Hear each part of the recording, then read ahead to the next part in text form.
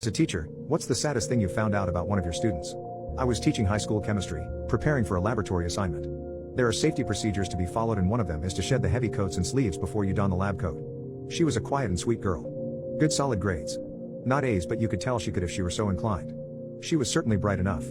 However, she always wore a big hoodie, and today we were doing a lab. I came to her and told her that she had to take off her hoodie.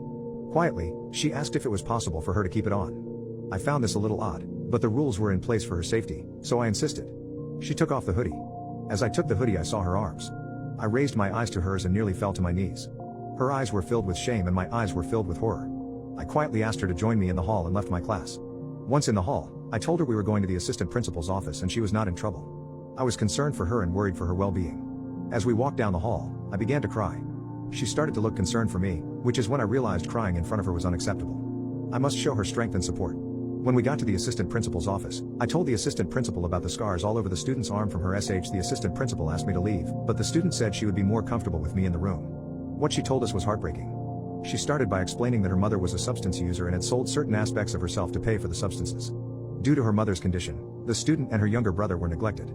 She told us how her mother had locked them in their bedroom for 4 days without food or water, or even a diaper for her little brother.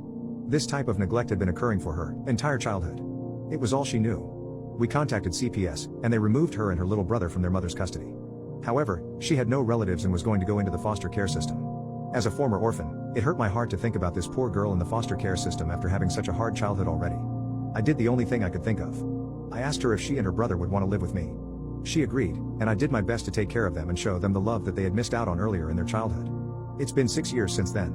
Her brother is now a little third grader and as happy as can be, and she has just graduated college and wants to become a teacher.